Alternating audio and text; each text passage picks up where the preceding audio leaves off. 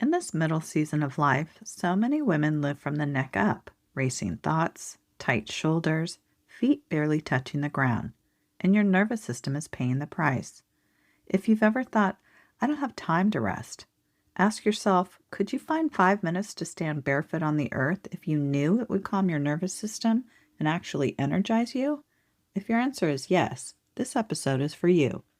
Welcome back to Rooted Insights, a podcast for women in their second season of life who've spent years caring for everyone else, kids, partners, work, households, holding it all together while quietly putting their own needs on the back burner. If you now find yourself wondering, what's next for me? What do I really want from my life now? And how do I start prioritizing myself without dropping everything else? You're in the right place. Hi, I'm Dr. Kelley, a health and well-being specialist and mind-body expert, and here we blend grounded, science-informed practices into everyday life so we can better support our hard-working nervous systems, emotional health, and authentic selves in this powerful mid-season of life. Today's episode is one of my most favorite topics and something I've studied and personally used extensively for decades, called grounding. We're going to talk about what grounding, also sometimes called earthing, actually is, what emerging science says about how it affects your heart, inflammation, sleep, and stress, and how to work this into a real mid-season schedule without moving to a cabin by yourself in the woods. If you're curious about earthing for stress relief, grounding for anxiety, or natural ways to support your heart rate variability and sleep in midlife, stay with me as we dive deeper into this fascinating and life-changing topic. So take a slow inhale and a slightly longer exhale. Just noticing the weight of your body where it's resting right now is already a tiny act of grounding. So let's start with a clear definition. Grounding or earthing is the practice of making direct, conductive contact between your body and the surface of the earth. That usually means bare feet on grass, soil, sand, or even unsealed stone. It can be bare skin on a tree trunk, a rock, or on the ground, and sometimes indoors using grounding mats or grounding sheets that connect to the earth through a grounded outlet. The basic hypothesis, supported by multiple small but intriguing studies, is that the Earth's surface carries a negative charge, called negative ions, rich in free electrons. When your body makes direct contact, studies have shown that some of those electrons actually flow into you, with the benefit of helping neutralize excess free radicals, lowering oxidative stress and inflammation, and supporting the balance of your autonomic nervous system. Researchers have reported associations between grounding with reduced inflammation and pain, improved sleep, and normalized cortisol rhythms. They've also found better heart rate variability, which is a sign of a more flexible, resilient nervous system, as well as lower perceived stress and improved mood. Is this the final word? No. This is still an emerging field, and we still need larger, longer controlled studies. But there's enough evidence to say that something real is happening when we regularly connect our bodies to the earth. And by the end of this episode, you won't need a study to show you what you can easily test out and experience for yourself. So let's talk about a little bit of science in plain language. You don't need to remember these specific study names, although I'll list some of them in the comments below if you want to dive deeper on your own. But I want you to understand the indications of what's been found. As it relates to stress and cortisol, a small but notable sleep study that both my husband and I actually participated in, where it grounded people overnight for several weeks using conductive sheets connected to earth through a cord plugged into the grounded part of an outlet. Participant results found that nighttime cortisol levels dropped, 24-hour cortisol rhythm normalized, where it was higher in the morning and lower at night, which is what we want, and participants reported better sleep, less pain, and less perceived stress, with the biggest changes occurring for women. Other work and reviews echo this same result. Grounding appears to help reset dysregulated stress patterns, which is very relevant for midlife women, juggling perimenopause, menopause, hot flashes, night waking, and wired and tired evenings. Next, on the topic of inflammation and pain, multiple papers and reviews describe grounding as a potential anti-inflammatory support. They show reduced markers of inflammation in the blood, changes in circulating white blood cells and cytokines, and faster resolution of inflammation and pain after injury in grounded versus ungrounded conditions, in both case studies and small trials. Given that midlife women are disproportionately affected by inflammatory and autoimmune conditions like joint pain, digestive issues, and chronic aches, this is part of why grounding is being explored as a simple complementary tool to whatever else is being used. In regards to the heart, HRV, and the nervous system, grounding has also been linked with increased heart rate variability, that's HRV, which signals better balance between sympathetic go and parasympathetic rest and repair systems. There's a shift toward parasympathetic dominance, meaning your body more easily downshifts out of fight or flight into a calmer state when you're grounded. And it also showed improved blood viscosity, blood flowing more freely, which supports cardiovascular health. You can think of grounding as one way to whisper to your nervous system, you're safe enough to soften for a moment, in this moment. So if you're in your mid-season, midlife, your nervous system is likely juggling hormones shifting, sleep changing, caregiving up and down the generations, work demands, and years of emotional load. At the same time, you're probably spending more time indoors, on screens, or in your car than your younger self ever did. And your days may be highly electrified. Wi-Fi, notifications, EMFs, without much literal contact with nature, soil, or sand. Research and clinical writing suggest that this disconnected but overstimulated pattern is really rough on the nervous system and immune system. Grounding offers a low-cost, low-tech way to bring your body back into relationship with a stable, coherent natural signal, which is the Earth's energetic magnetic field. Grounding also offers a daily ritual that says, for these 5 to 15 minutes, I'm not fixing anything, pleasing anyone, or performing. I'm just a human being, literally sitting or lying on the ground. For professionals, teachers, caregivers, grounding can be a way to discharge the static of the day and transition out of that work brain, school brain, caretaker brain before you step into the rest of your life. So let's make this as accessible as possible. You don't need any special gear or an expensive grounding mat to start, just a bit of skin and a bit of earth. Here are 3 practices you can choose from or alter to work with your lifestyle and needs. Practice number 1, the 5-minute barefoot reset. Once a day, if it's safe and accessible for you, try to step outside and find a patch of grass, dirt, soil, or unsealed stone.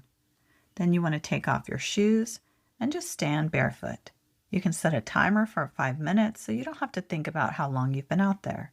And as you stand or sit, just feel the texture and temperature under your feet, the weight of your body really dropping down the longer you sit there or stand there, and the natural sounds around you, even if it's just a few birds and distant traffic. And take the time to actually look at your feet as they're connecting with the earth. This act alone really helps direct the intentional energies between you and the earth. Then let your exhale be slightly longer than your inhale, but otherwise don't try to meditate. You're just noticing, you're just being. If you can stretch this to 10 to 20 minutes a few times a week, even better. But 5 minutes counts too. Studies and lived experience suggest people often feel calmer, clearer, and less buzzed in a surprisingly short amount of time. Practice number 2, grounded transitions. So think of all the transitions in your day that are most jarring, like leaving work and walking to your car, coming home to family, home responsibilities after being out or at work, and ending the evening and trying to sleep. Choose one of those transitions or one of your own and add a 2 to 3 minute grounding moment. So maybe in the parking lot, stand on a small grassy edge for 2 minutes or in the dirt before you get in the car, even with shoes on if you need to, and really just feel your feet, the air, and the real world beyond work, and if you're a teacher, beyond the classroom. Then at home, take your shoes off at the door, and if available to you, step onto a small patch of grass or earth, sit next to or make contact with a plant if that's all that's available to you, and really let the day briefly run through your mind while your body is literally on the ground or connecting with some aspect of nature. Then intentionally release it all like water pulling down a drain. Envision yourself sort of handing it over to the earth. Do this for a few moments before you go inside. And another option is sitting or standing next to a tree, even if you can't take off your shoes, and just placing your palm on the trunk of the tree and making that genuine connection. Personally, I like to internally sort of politely ask permission from the tree before placing my hand on it, but that's up to you. Any one of these signal to your nervous system that work, school, the office, caretaker mode is ending, and home, soft, relaxing mode is beginning. Over time, these micro rituals become powerful anchors for you and your nervous system. And practice number 3, grounding when you can't get outside. Sometimes weather, geography, mobility, or safety make direct earthing hard. You can still ground your nervous system using earth-adjacent cues. Try sitting next to a plant indoors if you have one, maybe gently touching the leaves or soil, and just make an intentional connection. Or try rubbing your palms together, then place them flat on an unfinished wooden table or a piece of stone or crystal and really feel the weight and texture of it. Or try lying on the floor and imagining the support of the ground underneath you, breathing as if the earth is breathing with you. Or try taking off your shoes, placing your feet flat on the ground, even inside the house, and just intentionally staring at your feet, knowing you're connecting with the earth below you. While the electrical benefits of earthing require conductive contact, these physical grounding practices still help shift your attention, your breath, and body into a more settled state. As we spoke about in previous episodes, intention is a powerful asset and tool. If you're curious about grounding mats, grounding sheets, or grounding shoes, there is emerging evidence that they can mimic some effects of outdoor grounding, but you should do your own research, checking quality and safety before spending any money on them, and treat them as a complement, not a substitute for actual nature when possible. Now, a quick word on safety and discernment. Grounding is generally safe for most people, but if you have open wounds, neuropathy, implanted medical devices, or specific cardiovascular conditions, please check with your healthcare provider before starting new practices utilizing any grounding or earthing products. Earthing should never replace medications or treatments prescribed by your doctor. Think of it as one supportive practice in a larger care plan. Although the research is promising on these products, it's still emerging. Many studies have only small sample sizes, so always use your own discernment and health provider recommendations. It's okay to be curious and cautious. You don't have to believe in any of the studies or information shared about grounding or earthing to actually try standing barefoot on the earth and just see for yourself how you feel.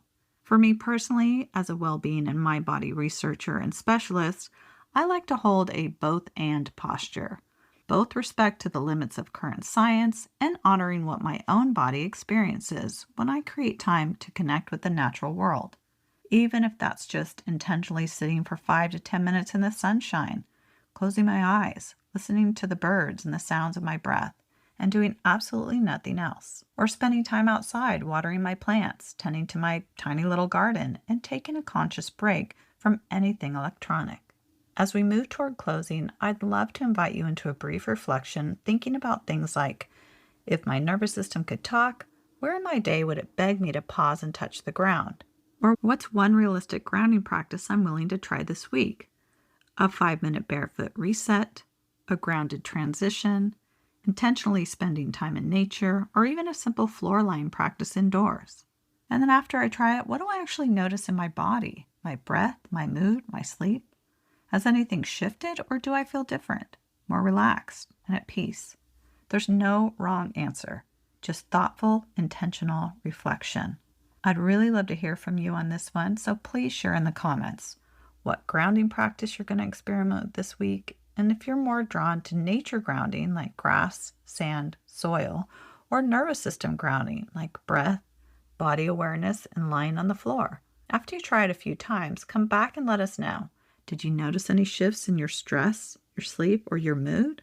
Your comments might be exactly what another mid-season woman needs to see to think, okay, maybe I can try 5 barefoot minutes too. And if you found this episode helpful, it really supports the show when you like the episode, follow or subscribe, and leave a quick review or rating. That's how more women searching for grounding for stress relief, earthing for better sleep, and calming their midlife nervous system can find their way here. Remember, you're not behind. You're in a new season of your life, and your heart, your brain, and your nervous system have carried you through a lot of storms without much help. You're allowed to step outside, feel the earth beneath your feet, and let your body soften for a few minutes. You've earned it. We're here, rooting in together, one breath, one barefoot step, one grounded moment at a time. Until next time on Rooted Insights.